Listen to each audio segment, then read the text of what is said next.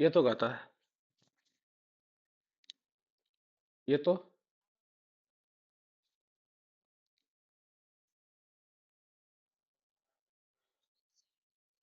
हा, बघा बरं, येतो का आवाज? येतो का? बर, चला. रामकृष्ण हरी.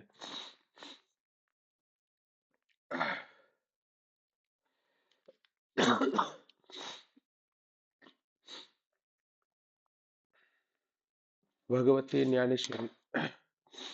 ज्ञानेश्वरीमध्ये अध्याय 6वा आणि 6व्या अध्यायामध्ये कालपर्यंत आपण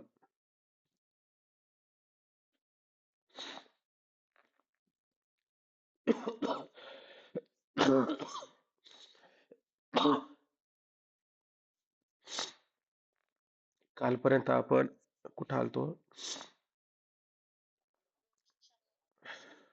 296. हा, पहा आता इथं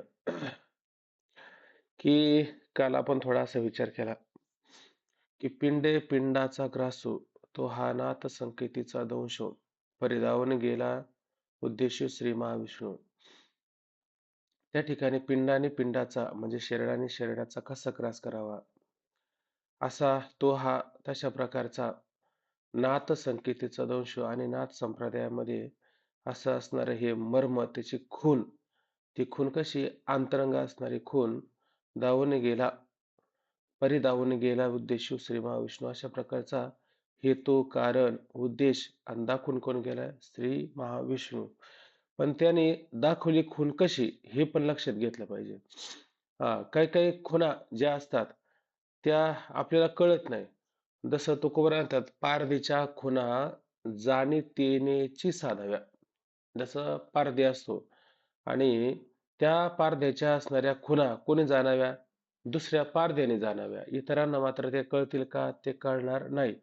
तसा हा नाथ संकेताचा, नाथ संप्रदायाचा असणारा जो काही त्या ठिकाणी गूढार्थ विषय आहे, तर त्याची खूण, त्याचा उद्देश, त्याचा हेतू, त्या असणाऱ्या अंतरंग खुणा श्री महाविष्णू भगवान आणि ह्या असणाऱ्या गीतेच्या श्लोकामध्ये आपल्याला सांगतात. परंतु ते सांगणं जे आहे त्या ध्वनिताचे केने आणि ते ध्वनी अर्थाने त्या ठिकाणी सांगितलेलं आहे. बाकीच्यांनी व्हिडिओ चालू केला तरी काय हरकत नाही. तया ध्वनिताचे केने सोडवणे आणि अशा अशा प्रकारचं ते उद्देशरूप, उद्देश म्हटलं ना, उद्देशरूप असणार ध्वनी अर्थाचं केने, केने म्हणजे तो मालाचा गठ्ठा असं म्हटलेलं आहे, किंवा ते गाठोडं ते सोडून यथार्थाची घडी झाडून आणि नंतर यथार्थ रूपी तो माल होता, जो मालाचा गठ्ठा, तो कुठं होता? आत होता. म्हणजे अंतरंग खूण म्हणण्यापेक्षा आतमध्ये, फार आतमध्ये होता. त्याची घडी झाडून काढली आणि उपविली सोडवली म्या जाणून ग्राहिक स्रोती. आणि ग्राहिक म्हणजे योग्य असणारे त्याचं गिराहिक रूपी श्रोत्यांना म्या पाहूनच अशा प्रकारची ती घडी काय आहे, झाडून व्यवस्थित करून आणि पुढे उघडी केली. त्याच्यानंतर थोडा श्लोकाचा विचार आपण केला होता की श्लोकामध्ये भगवंताने काय म्हटलं की अर्जुना काय कर, युंजेनैव सदात्मानं योगी नियतमानस शांतिं निर्वाण परमं मत संस्थामिती मत संस्थामाधी गच्छन्ति. म्हणजे काय कर की अर्जुना, असे आत्म्यास जोडून योगी निवरला आवरिला म्हणे. आणि अशा प्रकारे आत्म्यास जोडणे म्हणजे सतत आत्मस्वरूपाचे चिंतन करणारा योगी आवरिला म्हणे. अशा प्रकारचं तो आपल्या मनाला नियमन करून संयमित करून तो योगी काय होतो? मोक्षाचे भिडले शांती माझ्या ठाईची मिळेल. आणि मग जी शांती मोक्षाला भिडली आहे, मोक्ष स्वरूपाला प्राप्त करून देणारी आहे, अशा मोक्ष स्वरूपाला म्हणजे मत स्वरूपाला म्हणजे परमानंद, परमाशांतीला तो त्या ठिकाणी काय होतो?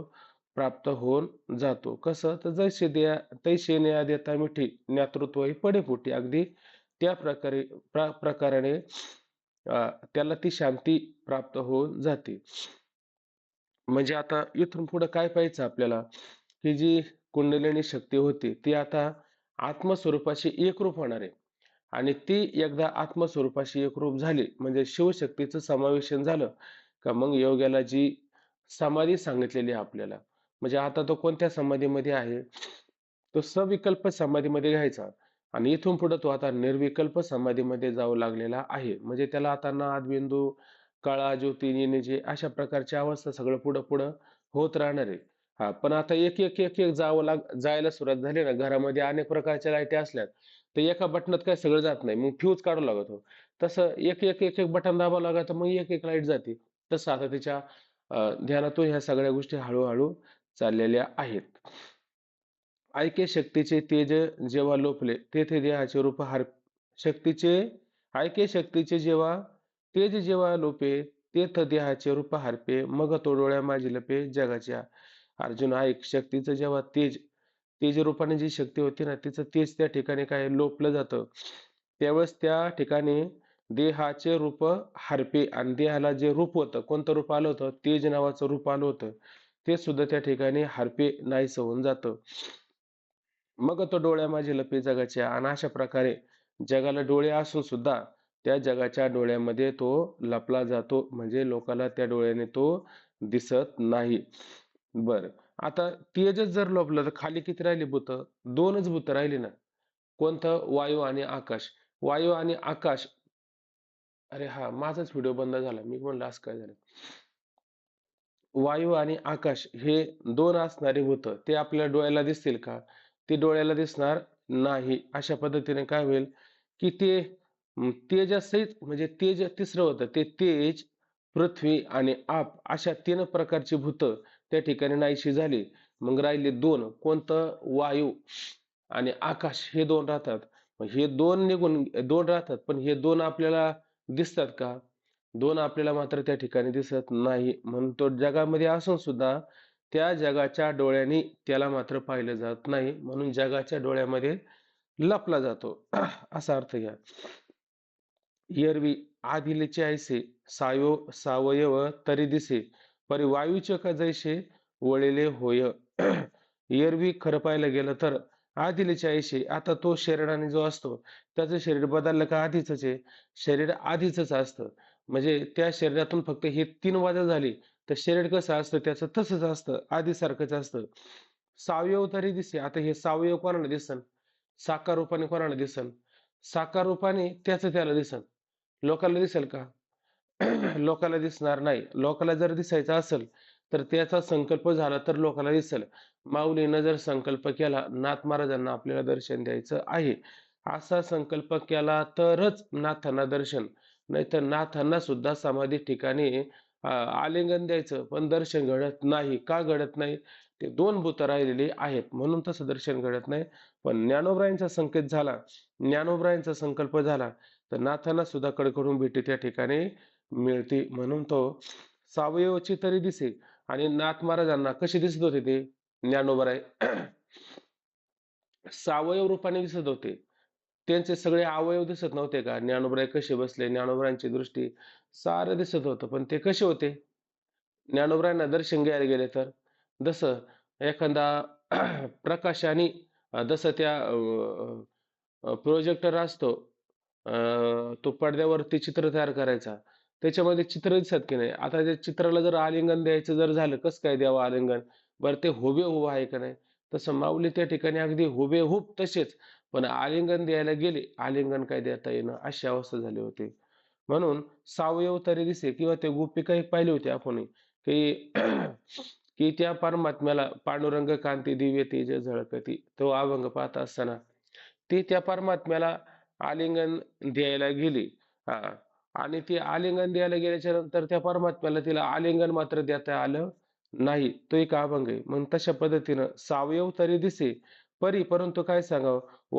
वायूचे का जैसे वळले होय. अशा प्रकारे वायूचे का, आणि ते वायुरूप वायूचंच म्हणजे वाऱ्याचाच का जैसं ज्याप्रमाणे वळले होय आणि वळलेलं शरीर त्या ठिकाणी असावं. म्हणजे जसं आता दोरा घेतला आणि दोऱ्या घेतल्या आणि त्या दोऱ्याच्या दोरा म्हणून तयार केला, मोठा दोर तयार केला, वळू वळू वळू वळू.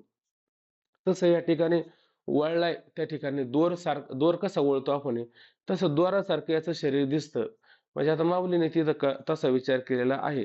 मग त्या अर्थी त्याचं शरीर कसं, जसा दोर वळावा आणि वळालेला दोर जसा दिसावा आपल्याला, त्या प्रकारे त्याचं शरीर त्या ठिकाणी वळलेलं दिसतं.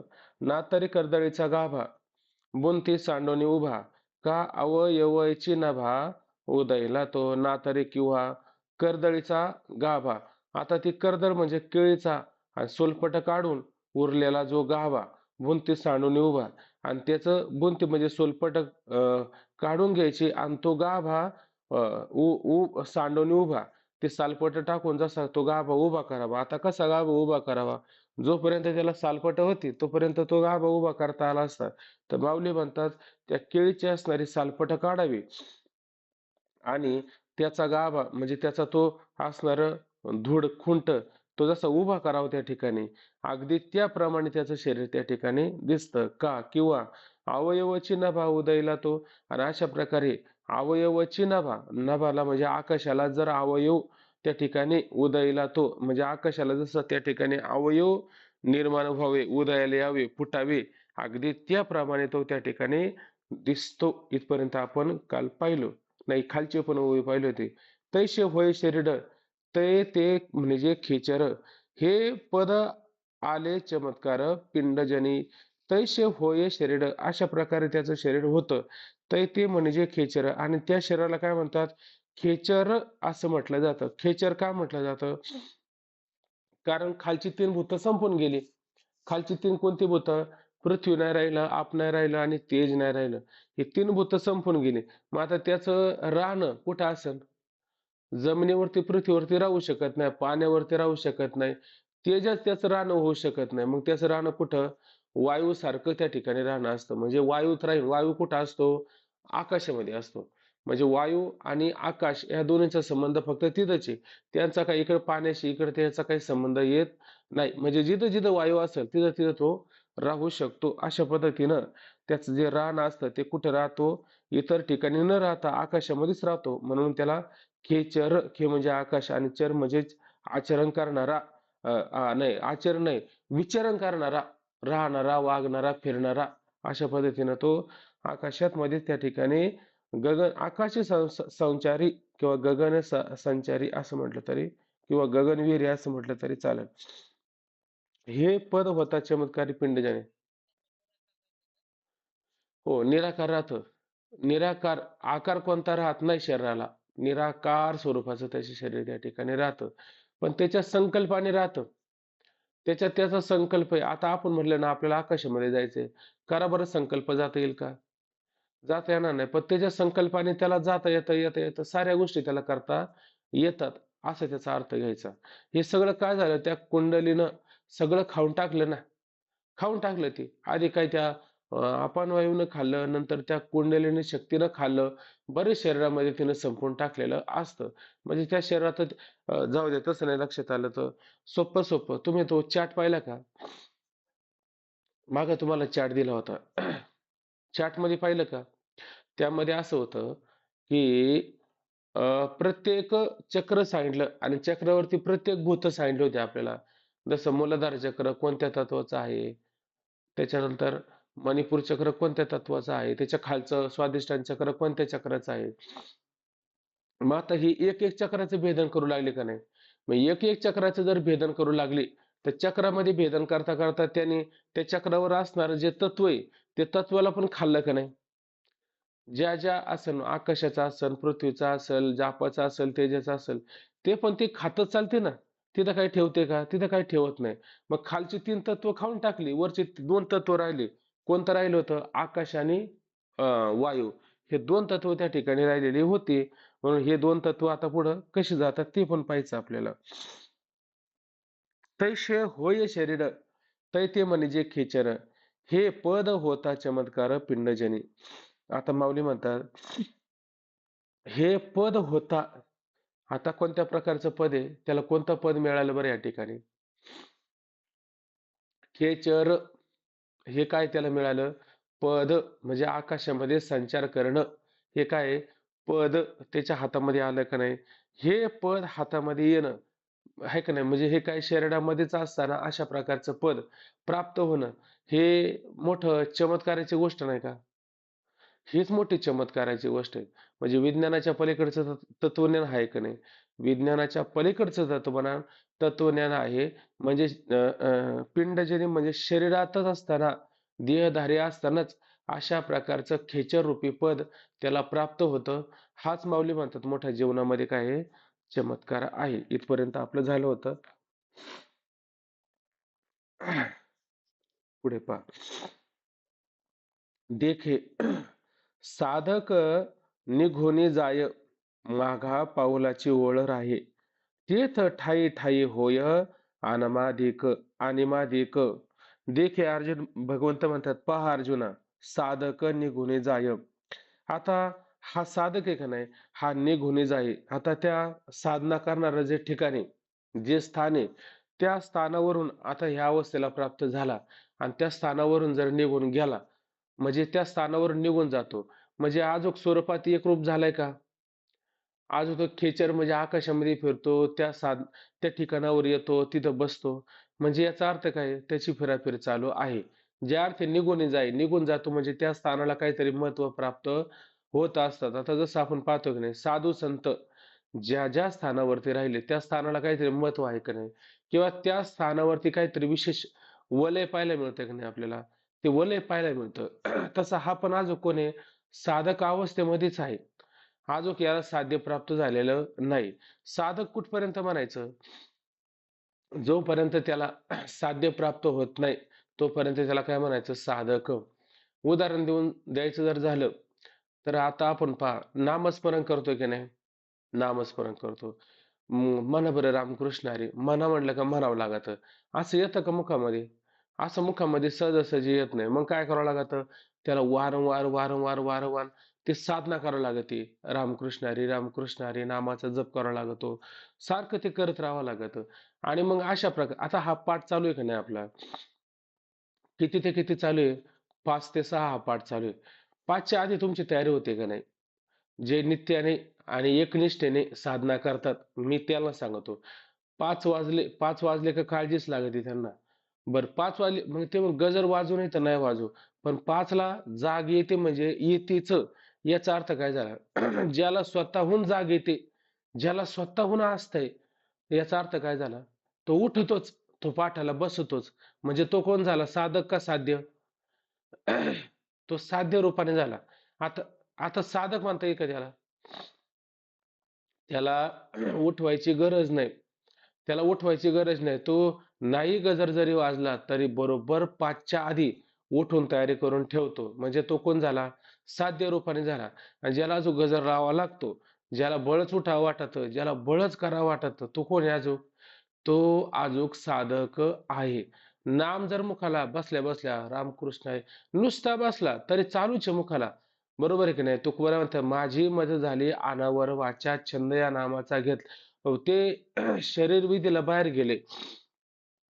तिथं गेल्याच्या नंतर सुद्धा मुखामध्ये रामकृष्ण हरी जर येत असेल, तर ते नाम त्यांना बळच घ्यावं लागत होतं की येतच होतं? येत होतं.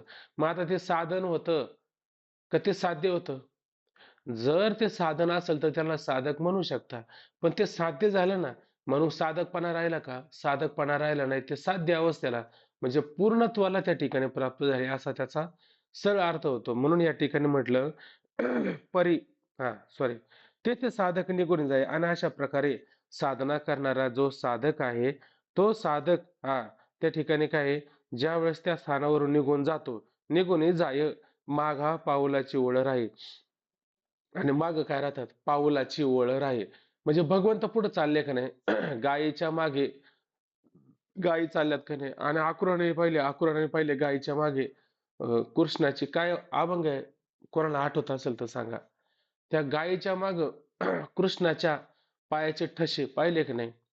म्हणजे कृष्ण परमात्मा ह्या मार्गाने गेला. या मार्गाने गेला. त्याचे ठसे, त्याच्या खुणा त्या राहिल्या का नाही त्या ठिकाणी? त्या कोणी पाहिल्या? अक्रूराने पाहिल्या. अक्रूर कशासाठी आला होता? भगवंताला नेण्याकरता आला होता.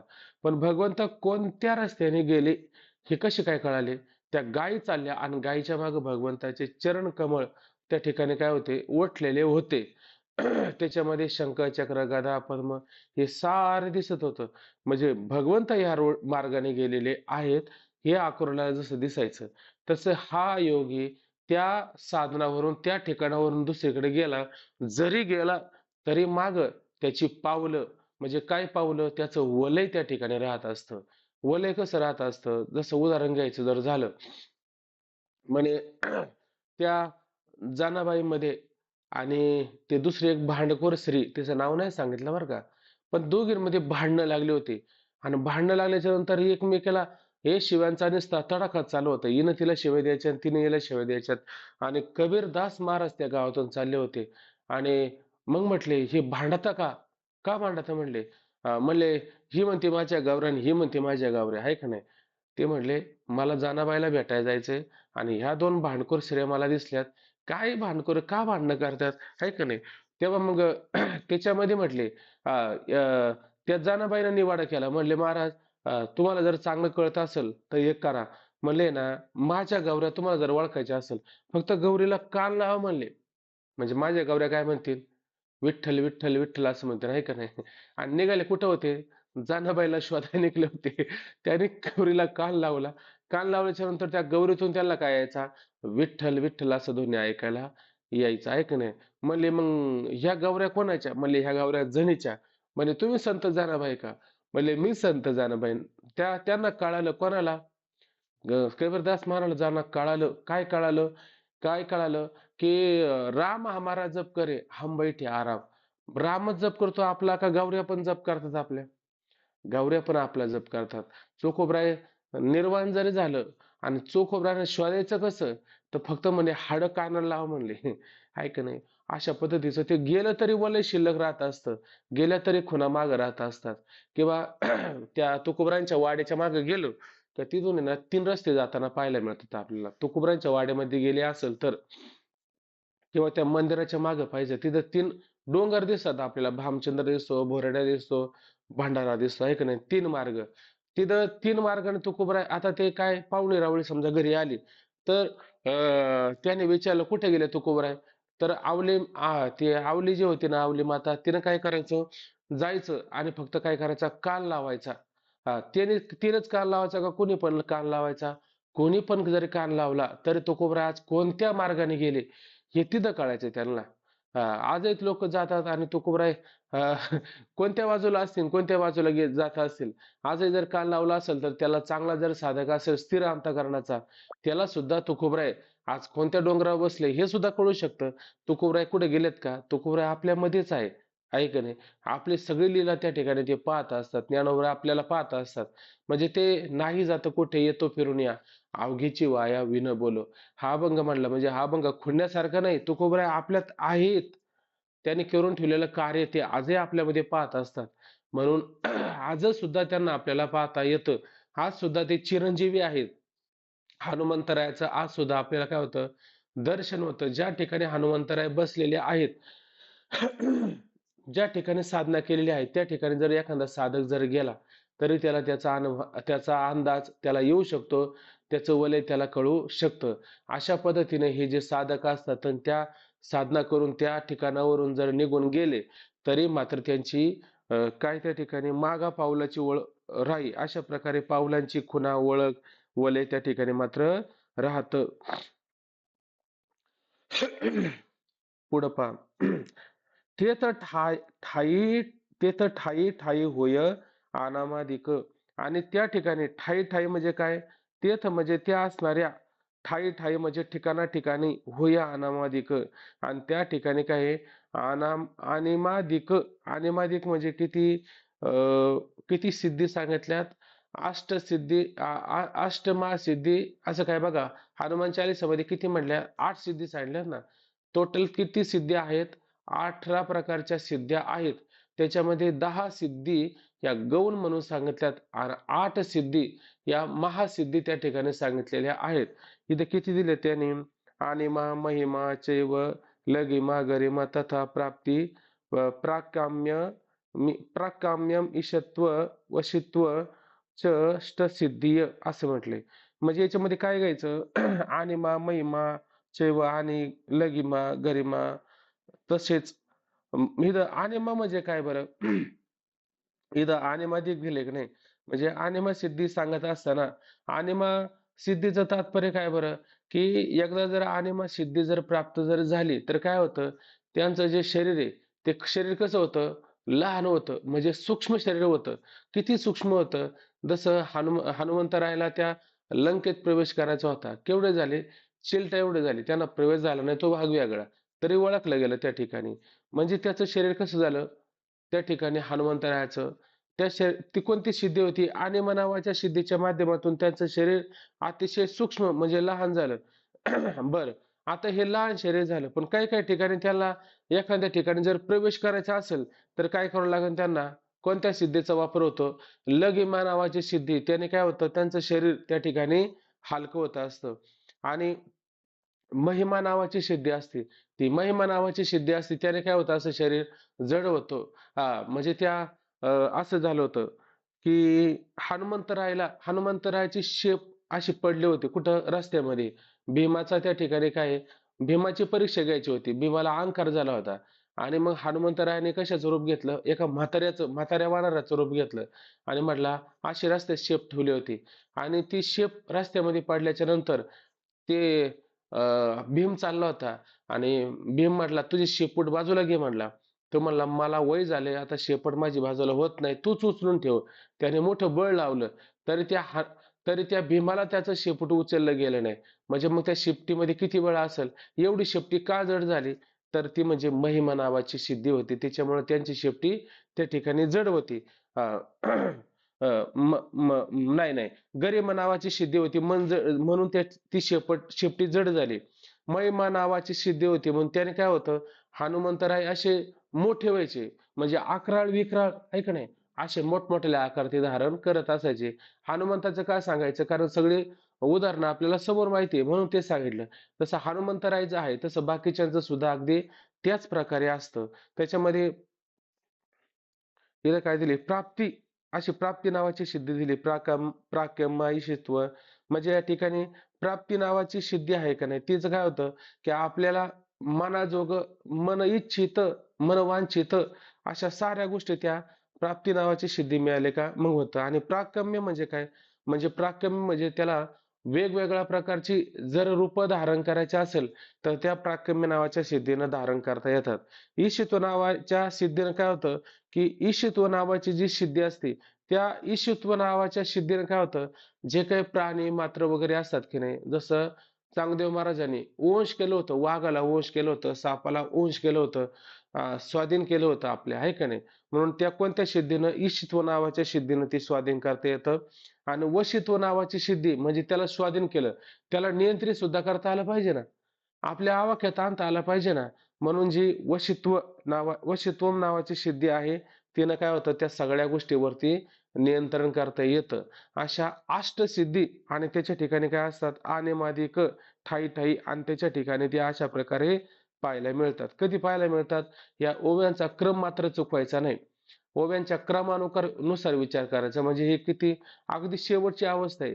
म्हणजे ह्या जर सिद्ध्या त्याला प्राप्त झाल्या, म्हणजे त्याला निळं, काळं, अमुक, तमुक, ज्योती, कळा ह्या सगळं सगळं संपून जातं. फक्त अशा प्रकारे 2 भूतं राहतात आणि ह्या 2 भूताच्या माध्यमातून अशा प्रकारचं शरीर दिसतं आणि अशा प्रकारच्या सिद्ध्या त्याला त्या ठिकाणी काय होतात? प्राप्त होत असतात. हे त्यातलं महत्त्वाचं तात्पर्य. मग ह्या सिद्धीच्या मागे आपण जायला पाहिजे का?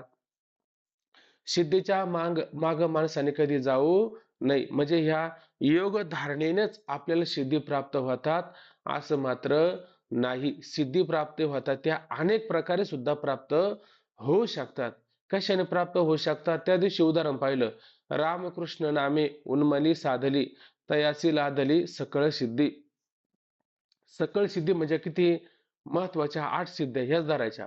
बाकीच्या 10 सिद्ध्या लक्षात घ्यायच्या नाही. म्हणजे रामकृष्ण नामाने सुद्धा या सिद्ध्या प्राप्त होतात की नाही?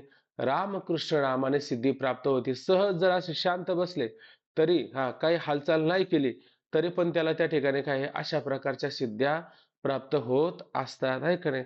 ते पिशाच्चे वगैरे पाहिले तर त्यांच्या ठिकाणी सुद्धा अशा ग्रंथ उचलून पाहिले का असे त्यांना सुद्धा सिद्ध्या प्राप्त होत असतात. पण या सिद्धीचं काय तात्पर्य आहे बरं आपल्याला? आपल्याला खरं तात्पर्य काय? आपल्याला सिद्धी प्राप्त करून घ्यायची का परमात्मा प्राप्त करून घ्यायचा आहे? खरं सिद्धी कोणती आहे आपली? खरी सिद्धी परमात्मा प्राप्ती ही खरी सिद्धी आहे आपली.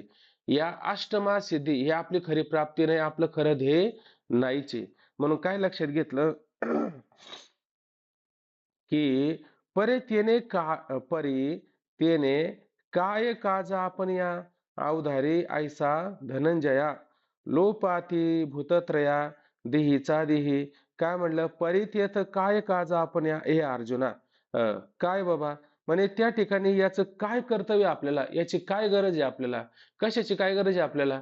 अरे बाबा, ह्या ज्या सिद्धी सांगितल्यात की नाही, या सिद्धींची आपल्याला काय गरज आहे? याची किंमत किती आहे सिद्धींची? या किती महागाच्या सिद्धी असतात बरं? या फार महागाच्या सिद्धी आहेत का? या फार महागाच्या सिद्धी नाही. याची किंमत किती? म्हणे दीड दमडीची किंमत. कशी काय दीड दमडीची किंमत आहे? अ, अ, ते रामकृष्ण परमहंस जे होते की नाही, ते एका साधूच्या दर्शनाला जायचे. आणि साधूच्या दर्शनाला जाताना कशातून जायचे? एक नाव होती. साधू पलीकडं होता कुठं? नदीच्या पलीकडं झाडाखाली बसलेला, चिंतनामध्ये मग्न असलेला. त्या साधूच्या दर्शनाला गावातली अनेक लोक जात असायची. आणि त्याच्यामध्ये एक साधक होता. त्याने काय केलं? 12 वर्ष तप केलं. सिद्धी कधी प्राप्त होते? 12 वर्ष जावं लागतं म्हटले जातात.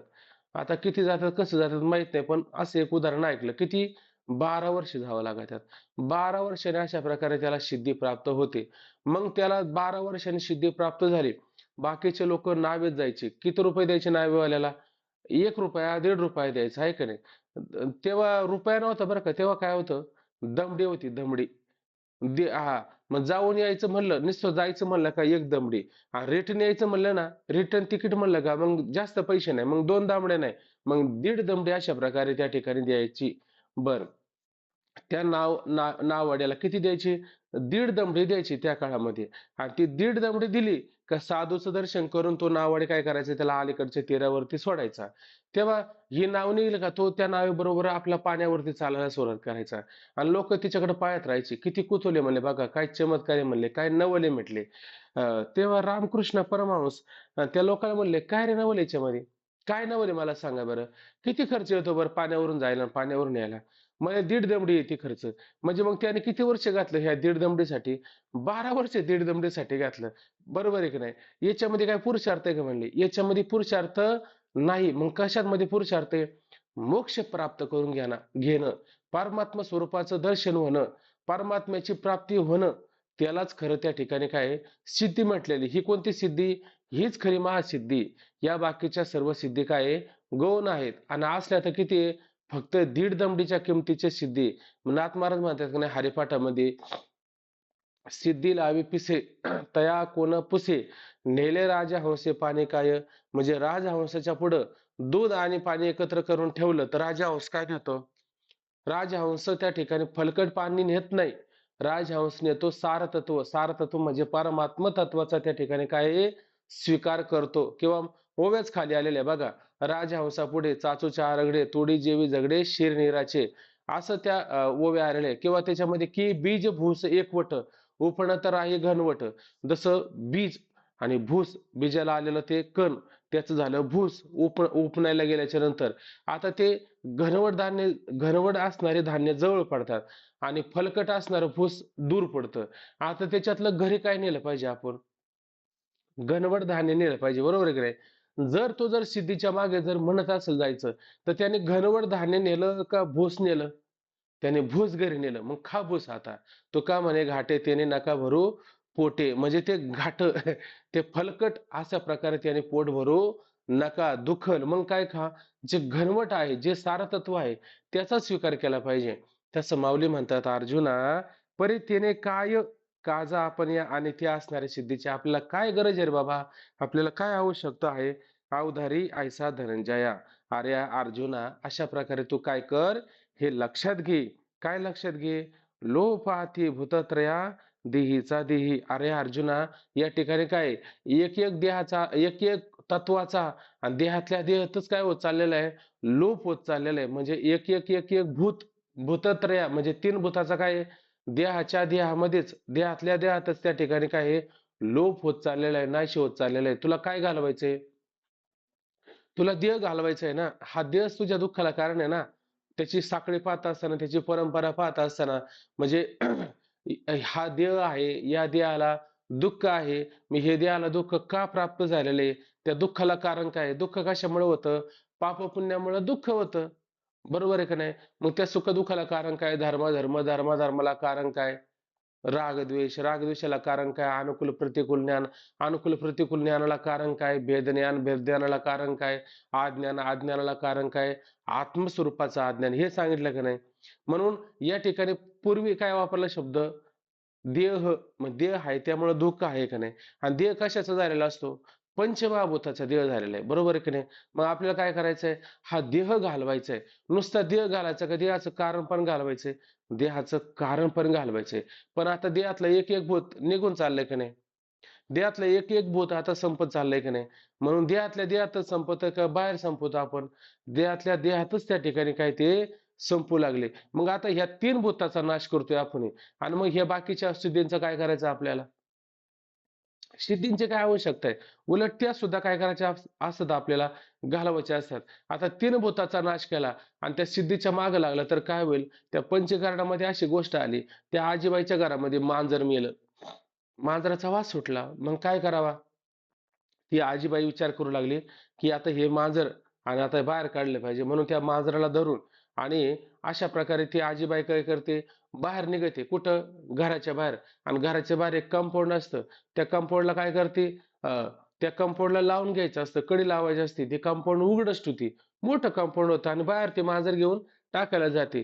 तोपर्यंत काय होतं? एक भला मोठा असणारा उंट आणि त्या आतमध्ये कंपाऊंडमध्ये येऊन पडतो. आणि आतमध्ये येऊन पडल्याच्या नंतर आजीबाईने डोक्याला हात लावलं. का हात लावलं? म्हणले एवढं एवढं मांजर आणि बाहेर ना टाकता टाकता मला नाकी नऊ आलं. आता एवढा मोठा असणारा हा उंट असा कस काय बाहेर काढायचा? याचं कारण काय झालं? ताटी लावली नाही. ताटी लावली नाही. बरोबर आहे की नाही? तसं आता ह्यात एक एक भूताचा आपण लोप करतोय, घालवतोय. ती कुंडलिनी शक्ती आपल्याला सहाय्यकारी होती, आहे का नाही? मग ती सहाय्यकारी होत असताना सहाय्यकारी होत असताना तिचा परिणाम पण आपल्याला सिद्धी वगैरे या सगळ्या गोष्टी प्राप्त होतात. म्हणजे काय? इथं तीन भूताचा म्हणजे तीन भूत यांचाच आपण काय याला मांजर समजू. या मांजराला घालवाय करता गेलो आणि या अष्टमहासिद्धी आणि या जर कंपाऊंड मध्ये येऊन पडत असेल, म्हणजे उंट परत कंपाऊंड मध्ये येऊन पडल्यासारखं होईल. म्हणजे काय होईल? तो घालवणं फार अवघड आहे. म्हणून त्याच्याशी आपल्याला काय कर्तव्य नाही. आपल्या कर्तव्य काय? एक एक एक एक भूत ह्या शरीराच्या बाहेर चाललंय का नाही? त्याचा लोप होतोय की नाही शरीरातल्या शरीरामध्ये? याच्याशी आपल्याला काळजी आहे. याच्याशी आपल्याला कर्तव्य आहे. बाकीशी आपल्याला काही कर्तव्य नाहीये. म्हणून लोपाती भूतत्रया देहीचा देही, अशा प्रकारे अर्जुना देहातल्या देहामध्ये तीन भूताचा लोप होतोय. असं प्रकारे लक्षात घे. या सिद्धींची आपल्याला काही आवश्यकता मात्र नाहीये. कसा त्या ठिकाणी लोप होत आहे ते पण आता थोडा पहा. पृथ्वी ते आप विरवी, आपा ते तेज जिरवी, तेजा ते पवनो हरवी, हृदया माझी. काय म्हणलं? पृथ्वी ते आप विरवी. आता ही पृथ्वी आहे की नाही? आता आपण पहा बरं, पृथ्वी किती आहे? किती टक्के पृथ्वी आहे? 75% पाणी आणि 25% काय सांगितले आपल्याला? पृथ्वी सांगितली. पृथ्वी म्हणजे काय? नुसतं ढेकळ. पाणी भरलं की नाही वावरामध्ये, ते ढेकळं वर राहतात की नाही, आणि सगळीकडे पाणी भरलेलं आहे. आता त्या ढेकळाला फक्त आपलं कसं तरी ते आदंतरीत राहिले कुठं? पाण्यामध्ये. आहे का नाही? पाणी जर जास्त जर गेलं ना, ते ढेकळाला जास्त वेळ लागणार नाही. ते ढेकळ सुद्धा काय पाण्यामध्ये आपोआप जाऊ शकतं. थोडीच आहे पृथ्वी आपल्याला, जास्त काय पृथ्वी आपल्याला नाहीये. बरोबर आहे की नाही? म्हणजे त्या असणाऱ्या पृथ्वीला पाणी काय करतं? व्यापून टाकतं. पाणी काय करतं? आच्छादन करतं. म्हणजे हे पृथ्वी तत्व कशामध्ये जातं? पाण्यामध्ये जातं. बरोबर की नाही? आता हे जे पाणी आहे, या पाण्याला त्याचं बाष्पीभवन कोण करतं? सूर्याचं किरण, सूर्याचं तेज त्याचं काय करत असतं? बाष्पीभवन करतं. मग आता पृथ्वी कुठे गेली? पाण्यात गेली. पाणी कुठे गेलं? तेजामध्ये गेलं, आहे का नाही? आणि जे तेज आहे का नाही, ते तेज कशापासून निर्माण झालं? वायूपासून निर्माण झालं का नाही? मग त्या तेज कुठे जातं? ते सुद्धा वायूमध्ये जातं. आणि वायू कशात जाईल? वायू जातो आकाशामध्ये. आणि आकाश कशात जाईल? आकाश कशापासून तयार झालेलं आहे? आकाश मायेपासून तयार झालं का नाही? आकाश मग कुठं जाईल? मायेमध्ये जाईल. माया कुठं जाईल? परमात्म्यामध्ये जाईल. कारण माया कुठून निर्माण झालेली? परमात्म्यापासून माया निर्माण झाली की नाही? माया कुठे गेली? परमात्म्यामध्ये गेली. म्हणजे परमात्म्यापासून माया, मायेपासून आकाश, आकाशापासून वायू, वायूपासून तेज, तेजापासून आप आणि आपापासून पृथ्वी. बरोबर आहे की नाही? हा चढता क्रम, उतरता क्रम. लय चिंतन आपण जसं 5व्या तरंगामध्ये पाहिलं का लय लय चिंतन? तसं हे लय चिंतन करायचं. ते त्याच्यात गेलं, ते त्याच्यात गेलं, ते त्याच्यात गेलं आणि शेवटी कोण उरला? उरला उरे विठ्ठल. एक परमात्मा त्या ठिकाणी काय असतो? उरत असतो. मग त्याच्याशी आपल्याला कर्तव्य आहे. मग याचं काय करायचं? सगळ्याचा लय करायचा. याचा सगळ्याचा याच्यात ते त्याच्यात ते घालू सगळं संपवायचं. एक परमात्मा त्या ठिकाणी काय करायचा? शिल्लक ठेवायचा. याच्याशी आपल्याला कर्तव्य. मग कसं? त्या ठिकाणी म्हटले पृथ्वी ते आप विरवी आणि जे पृथ्वी तत्व आहे या पृथ्वी तत्वाला काय आप विरवी अशा प्रकारे आप नावाचं ते आप आप म्हणजे पाणी आणि ते पाणी काय करत असतं त्या पृथ्वीला त्या ठिकाणी विरवी विरून घेतं. हम्म. आपा ते तेज जिरवी आणि आप नावाचं म्हणजे पाण्याला सुद्धा कोणी तेज तेज म्हणजे प्रकाश आहे का नाही अग्नी आहे का नाही तो काय करतो त्या ठिकाणी त्यालाही त्या ठिकाणी जिरवून टाकत असतो. तेजाते पवने हरवी हृदया माझी.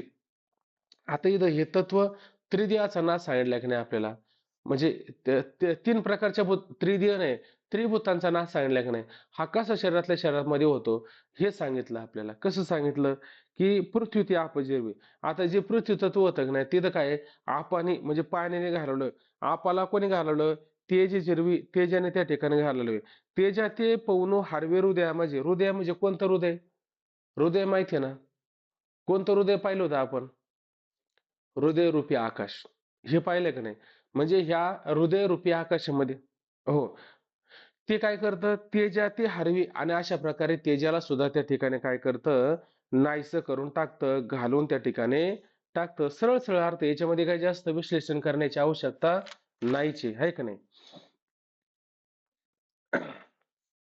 पुढे पहा पाठी आपण एकला उरे परे शरीराचेने अनुकारे मग तोही निघे अंतरे गगना मिळे काय म्हटलं या ठिकाणी पाठी आपण एकला उरे आहे का नाही मग शेवटी कोण उरतो एकला पाठी शेवटी आपण एकला उरतो कोण ज्याने ह्या सगळ्याला घालवलंय तो शेवटी त्या ठिकाणी काय करतो उरला जातो बरोबर आहे की नाही गावामध्ये काहीतरी चांदळ चौकट लोक पाहिले म्हणतात की नाही मग त्याला काय करायचं असतं कोणाला तरी तयार करायचं असतं की बाबा त्याचा दुश्मन असतो मग तो दुश्मनाला घालवण्याकरता काय करतो कोणाला तरी असं तयार करतो त्याचा एक मोहरा तयार करतो हातात हा म्हणजे त्याला सांगतो तू याला संपव त्याला संपव त्याला संपव ते तो त्याला सगळ्याला संपवायला येतो आणि नंतर काय करतो नंतर तो त्याच्या माध्यमातून सगळ्याला संपवलं की नाही हा काय करतो त्याला संपवतो मग शेवटी कोण उरतो एकटा उरतो का त्याला तिकडे सगळ्यावर राज्य करायचं असतं ना मग तो स्वतः बाकीच्याला संपवतो का स्वतः बाकीच्याला संपवत नाही त्याचे दुश्मन आहे ना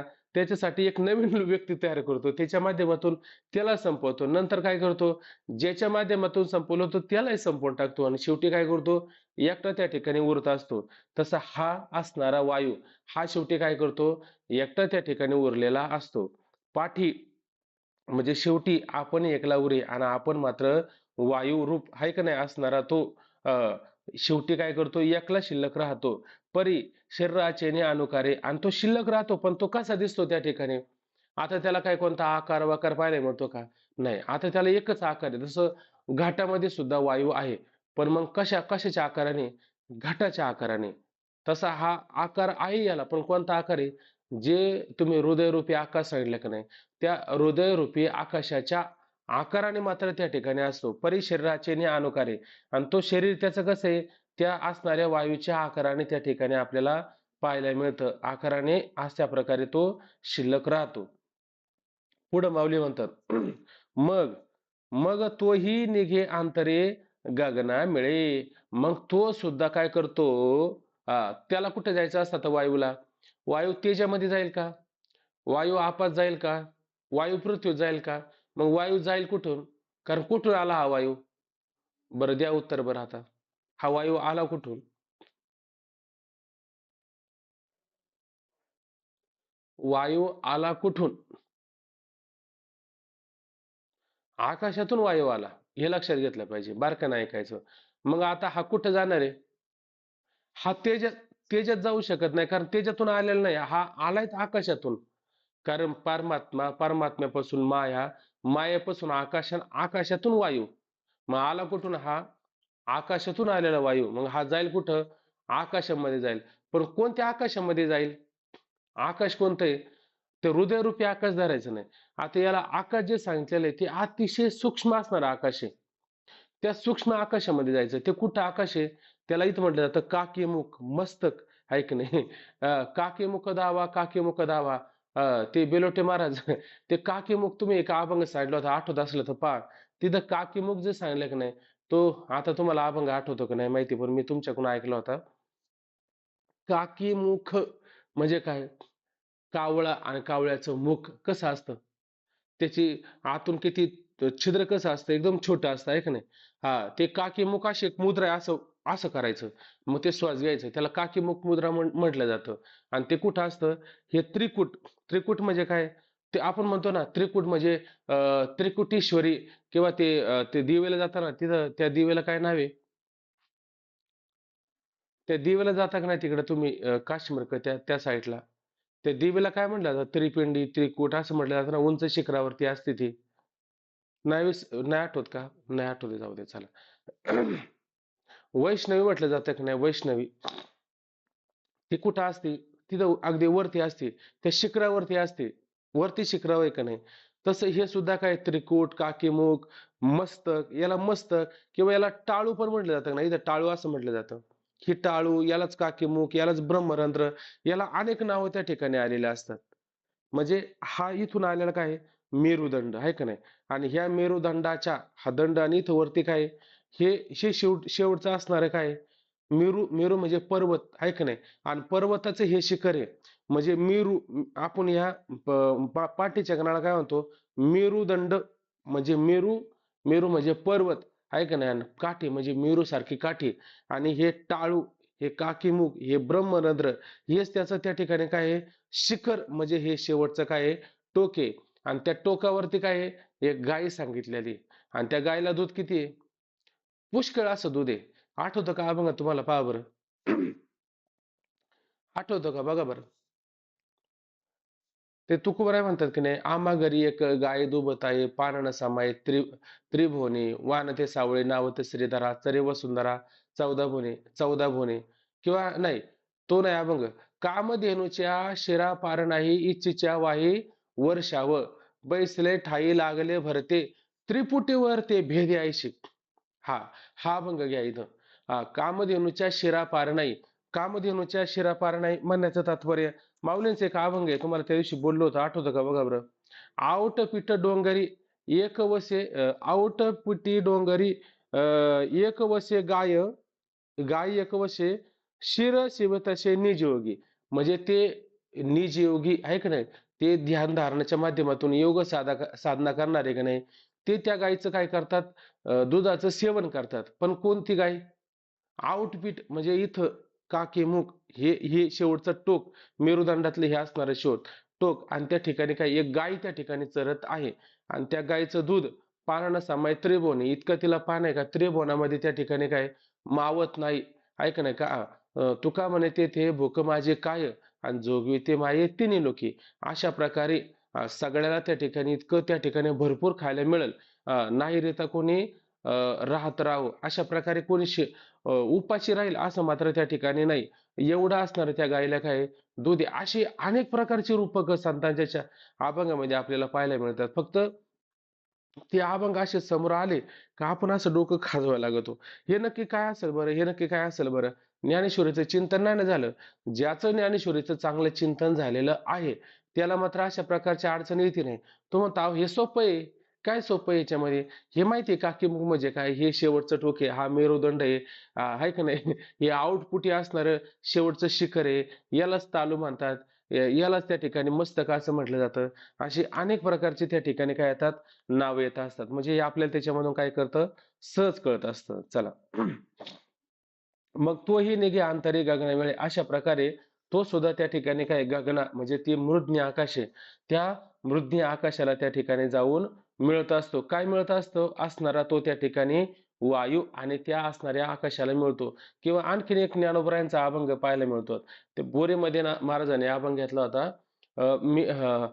मेरू शिखरी पहिली मेरूच्या शिखरी एक योगी निराहारी मुद्रा लावणे खेचरी प्राणायामी बैसला तेने सांडियेली माया ते जेली कंथ काया मन गेले विलया. आहे का नाही? ते त्याच्यामध्ये सुद्धा काय पूर्णपणे हेच वर्णन आलेलं आहे. कशाचं? हेच अशा प्रकारचे योग धारण्याचं वर्णन आलेलं आहे. मग अशा पद्धतीनं तो वायू त्या मृज्ञ आकाशामध्ये म्हणजे पहिले मेरूच्या शिखरावर अगदी टोकावर जाऊन त्या ठिकाणी म्हणजे त्या असणाऱ्या मृज्ञ आकाशामध्ये जाऊन मिळतो. पुढे म्हणलं ते वेळी कुंडलिनी हे भाष्य जाय मग मारुत ऐसे नाम होय परी शक्तीपण ते आहे जवन मिळे शिवी. पहा अजून काय म्हणतात याच्यामध्ये जरा थोडं बारक विचार करा. त्यावेळी कुंडलिनी हे भाष्य जाय त्यावेळेस आता ह्या कुंडलिनीला कुंडलिनी असा भाषा असा शब्द असा राहतो का त्या ठिकाणी? असं मात्र काही राहत नाही. कारण ती सुरुवातीला आपण पाहिलं ती 3.5 विटोळे घातलेली तिची लीला, तिची कला, तिच्या सर्व गोष्टी आपण पाहिल्या. पण आता मात्र तशी राहिली का ती? आता मात्र तशी राहिलेली नाही. आता एकदम ती शांत अवस्थेला प्राप्त झालेली आहे. म्हणून काय म्हणलं त्यावेळी कुंडलिनी हे भाषा जाईल आणि त्यावेळेला कुंडलिनी अशा प्रकारची जी भाषा, शब्द, विचार जो आहे का नाही, तो सुद्धा त्या ठिकाणी राहत नाही. मग तिला काय म्हटलं जातं? मग मारुत ऐसे नाम होय. मग तिला फक्त मारुत, मारुत म्हणजे शब्द काय होतो? वारा. कारण ती वाऱ्याच्या बरोबर गेली ना पुढं. मग मारुत, वायू एवढंच तिला फक्त नाव शिल्लक राहतं. म्हणजे मग ती नष्ट झाली का? अजून शिल्लक राहिली ना कशाने? अ, मूळ स्वरूप नसलं तरी पण अशा पद्धतीनं वायू रूपाने त्या ठिकाणी काय आहे? शिल्लक राहिलेली असते. तिला नाव फक्त बदलतं. जसं आपण म्हणतो की नाही, जित्याची खोड मेल्याशिवाय जात नाही. असं तुम्ही म्हणता की नाही? म्हणजे मेल्याशिवाय जात नाही का मेल्यावर पण जात नाही? मेल्यावर पण जात नाही. आपण म्हणतो फक्त मेल्याशिवाय जात नाही. मेल्यावर पण जात नाही. लोक आहे ना, आजही तुम्ही शेवटी ते पिंड वगैरे तयार करतात. सगळे लोक हात जोडतात. कुणी जा म्हणे फुटूलाच पाया पडा. कुणी म्हणतात अजून काही त्यांचं मागणी असेल तर ती तिच्या पुढे कबूल करा. तरी ते शिवत नाही. आहे का नाही? पूर्वी पण शिवत नव्हतं, आता पण शिवत नाही. मग म्हणले त्याला काय लागतं? त्याला ते लागतं म्हणले तेवढं द्या म्हणले. ते दिलं का? मग ते कुठेतरी कावळा शिवतो. आता मिळालं तरी त्याची खोड जाते का? मेलं तरी त्याची खोड जात नाही. अशी गंमत पाहायला मिळते. अशी जागोजागी गंमत पण पाहायला मिळते. पर्यायच नाही त्या ठिकाणी. तसं इथं काय म्हणण्याचं तात्पर्य इथं एकच म्हणण्याचं तात्पर्य म्हणजे ती कुंडलिनी या नावाने जर नसली तरी पण मारुत अशा नावाने शिल्लक मात्र त्या ठिकाणी राहतच असते. तसं म्हणलं ना जित्याची खोड मेल्याशिवाय जात नाही. म्हणजे तो जोपर्यंत त्याला यथार्थ स्वरूपाचा बोध होत नाही, जोपर्यंत ह्या कारण देहाचा आणि सूक्ष्म देहाचा नाश होत नाही, तोपर्यंत तो जीव शिवाचा ऐक्य होत नाही. तोपर्यंत त्याच्या खोडी ह्या शिल्लकच राहतात. त्या खोडी मात्र काही कुठं जात नाही. त्या शिल्लकच राहत असतात. जसं आपण काही ठिकाणी असं पाहतो, की ते प्रेत पाहतो की नाही आपण आता प्रेताला जाळण्याकरता एक नवीन सिस्टीम आलेली. काय सिस्टीम आलेली? का ते भट्टी आलेली एक तयार रेडीमेड भट्टी आहे का नाही? ती गॅसने, लाईटने तयार केलेली असते. किती शरीर असतं बरं त्याचं? शरीर किती असतं भलं मोठं? हे 50-100 किलोचा मनुष्य असतो आहे की नाही? आणि त्या भट्टीमध्ये घातला. भट्टीमध्ये घातल्याच्या नंतर त्याची राख किती ते मडकं घेऊन जातात आणि आता त्याच्यात कापडं वगैरे बाकीच्या गोष्टी असतात की नाही, त्याचं काही राखण त्याच्यामध्ये बरंच त्याला सजावलेलं असतं ना, का तेवढंच असतं सजावलेला? बरंच काही सजवलेलं असतं आहे की नाही? म्हणजे ते पण काही आहे की नाही? आणि याचं शरीर काही. त्याच्यामध्ये किती निघातात बरं हाडं? हाडं म्हणजे असते किती निघातात पृथ्वीचा भाग आणि असतो पहिल्यांदा किती? पहिल्यांदा इतका मोठा भाग. आता मगाशी पंचकर्म सांगायचं होतं. पण चला त्या निमित्ताने इथं तरी तुम्हाला कळेल. म्हणजे हे याच्यात म्हणजे इथं काय दिलतं पृथ्वी ते आप विरवी, आपा ते तेज जिरवी, तेज ते पवनो हरवे हृदया माझे. अशा पद्धतीनं त्याचं लय होतं की नाही. म्हणण्यापेक्षा एकदम लय सांगतो. तो जसा तिथं घातल्याच्या नंतर त्याच्यामध्ये काय होतं? त्याच्यामध्ये ह्या सगळ्या गोष्टी होत्या. एक शेवटचा प्राण होता. म्हणजे वायू होता. त्याला धनंजय असं म्हटलं जातं. मग बाकीची शिल्लक आहे की नाही. मग त्या प्रकारची ती भट्टीमध्ये घातल्याच्या नंतर त्या शरीरामध्ये त्याची राख कितीच राहते. आता ही राख म्हणजे पृथ्वीचं असणारं तत्व. हे किती राहतं? ते मडकं सुद्धा भरत नाही. मग बाकीचं शरीर गेलं कुठं? ते आपापल्या असणाऱ्या तत्वामध्ये त्या ठिकाणी काय करतात? जातात. हे लक्षात घेतलं पाहिजे. पण जातात, पण वायू नावाने ती शिल्लक आहे का नाही? वायू नावाने मात्र ते शिल्लक असतात. वायू आपल्याला पाहायला मिळतो का? पाणी आपल्याला पाहायला मिळतं का? आपल्याला काही पाहायला मिळत नाही. पण ते तत्वामध्ये विलीन झाल्यात का नाही? ते आपापल्या असणाऱ्या तत्वामध्ये त्या ठिकाणी काय करतात? विलीन होत असतात. म्हणून ते वायू रूपाने त्या ठिकाणी शिल्लक राहतात. मग वायू रूपाने जरी शिल्लक राहिले, पण ते मुक्त अवस्थेला प्राप्त होतात का? मुक्त अवस्थेला प्राप्त होत नाही. ते तशीच राहतात. तसं या ठिकाणी ही आता तुम्हाला आकाराने जरी दिसत नसेल तर वायूच्या रूपाने मात्र ती असते का नाही. कारण हा योगी सुद्धा काय आहे, वायूच्या रूपाने शिल्लक राहिलं ना, वायू म्हणजे वळलेला द्वारा कसा असतो तसं या ठिकाणी हिचं सुद्धा शरीर कसं असतं, वायू रूपाने. ती जशी वायू रूपाने असतं तसा हा योगी सुद्धा काय आहे, वायू रूपानेच त्या ठिकाणी आपल्याला शिल्लक राहताना दिसतो. मग मारुत ऐसे नाम होय अशा प्रकारे त्याला वायुरूप त्या कुंडलिनीला असं नाव त्या ठिकाणी प्राप्त होतं. पण शक्तीपण आहे, शक्तीपण ते आहे जवून मिळशिवी आणि तिचं शक्तीपण आहे की नाही, कुंडलिनी ही त्या ठिकाणी नावाने शिल्लक राहते. का बरं शिल्लक राहते? तिचं शक्तीपण आता तिची शक्ती मागं पाहिली का नाही, ती शक्ती नष्ट झाली का? शक्ती मात्र नष्ट झालेली नाही. मग ती का बरं तिला शक्तीपण शिल्लक राहतं? त्याचं कारण आहे, जवळ न मिळेशिवी आणि जोपर्यंत ती शक्ती आणि शिवाशी एकरूप जोपर्यंत होत नाही तोपर्यंत तिला शक्तीपण असं त्या ठिकाणी काय होतं, नाव शिल्लक राहतं. ती शक्ती रूपाने मात्र शिल्लक राहते. का? जोपर्यंत तिचं शिवाशी ऐक्य होत नाही तोपर्यंत ती वायू रूपाने जरी असली तरी शक्तीपण असं नाव तिच्या ठिकाणी मात्र राहतच. मग पुढे माऊली म्हणतात, मग जालंधर सांडी ककाराते फुडी गगनाची पाडी पैठी होय. मग काय म्हणलं त्या ठिकाणी, जालंधर सांडी, जालंधर आहे का नाही. आता ते तीन प्रकारचे बंध आपण पाहिले होते. तीन प्रकारचे बंध कोणकोणते बंध आहे का लक्षात? कोणता बंध कुठं, कोणता बंध कुठं?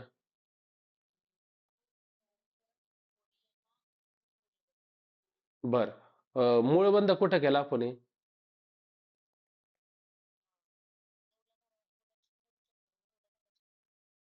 आणि ओडियाना मणिपूर चक्राजवळ ओडियाना बंद केला आणि तिसरा बंद कुठे केला होता? कंठाजवळ आहे का नाही. कंठाजवळ तिथं केला होता. त्याला जालंधर बंद असं म्हटलं जातं.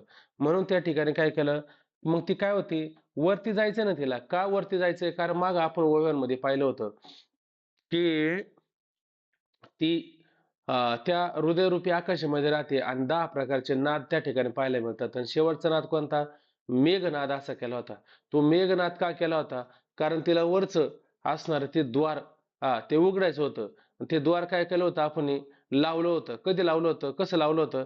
जालंधर बंद करून लावलं होतं ना द्वार. का बरं लावलं होतं द्वार? कारण ती बाकीच्या ठिकाणी तिला जाऊन द्यायचं नव्हतं. मागं मेरुदंडातून असणारी सुषुम्ना, त्या नाडीतून तिला प्रवेश करायचं होतं. मग तिनं काय केल्या, धडका दिल्या होत्या. कुठं कोणत्या चक्राला धडका दिल्या होत्या? कोणते चक्र होते त्याला धडका देत होती? नाभी ठिकाणी असणारं मणिपूर चक्र, तिथं धडका देत होती. धडका देऊ देऊ तिला आतमध्ये शिरवलं. पण वर आली, पण इथं जालंधर बंद केला होता. आणि हा काय होता?